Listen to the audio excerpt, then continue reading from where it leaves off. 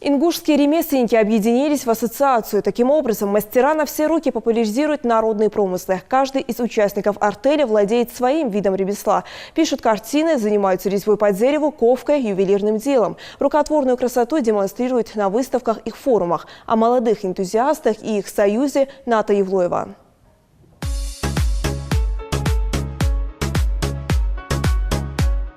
Изделие готово. Вот так за считанные минуты Махмуд Гамурзиев создает настоящие украшения, которые от ювелирного может отличить разве что мастер. В руках этого парня любой кусок железа превращается в пластилин. Ему подвластна даже самая сложная и тонкая работа. Молодой человек при изготовлении своих изделий использует обычные инструменты – плоскогубцы, щипцы, отвертку, в общем, подручные средства. Над своими украшениями Махмуд может трудиться часами без устали. Это сувенирный меч, это выставочная работа. Она была на выставке в Машуке, то есть по просьбе Адама Галаева мы за короткое время ее сделали. Ушло буквально несколько дней, буквально 2-3 дня.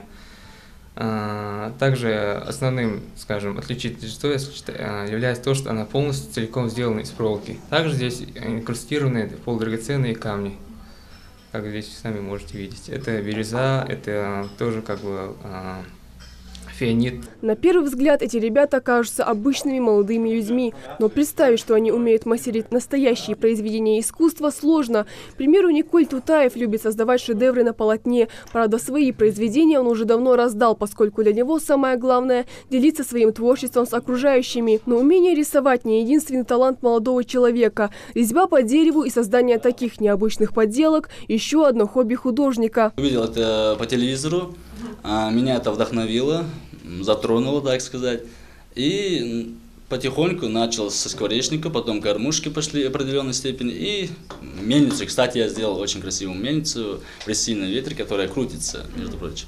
И сейчас я решил взяться за камень, можно сказать, за эти синтетические камни и за природный камень. Как-то хочу в этом плане работать. Таких талантливых и целеустремленных юношей в Ингушетии немало, поэтому Адам Галаев решил собрать их вместе. Так в регионе появилась первая ассоциация ремесленников, в которой сейчас насчитывается около 20 человек. Но и это, уверен Адам, не все, поскольку о существовании организации знают немногие. Я хоть и предприниматель, но я работал на всех направлениях. То есть, начиная от... Я продавал арбузы на базаре, я заканчивая там, сидел краном, управлял, бетонные блоки ставил.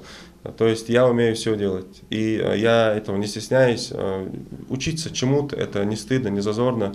Что-то делать своими руками, это, я считаю, это большой плюс. Я уважаю таких людей, я ищу таких людей. Вместе они создают интересные работы, способные покорить своей утонченностью любого ценителя прекрасного. Кольца, браслеты, статуэтки, средневековые башни и даже точные копии оружий. Предметы ремесла не оставляют никого равнодушным. Гордиться есть чем, потому что он очень любит трудиться, смышленый, очень любознательный. Любит тех людей, которые трудятся, не ленятся, занимаются каким-то делом, не бездельничают. Вот всегда поддерживает этих вот ребят и девчат.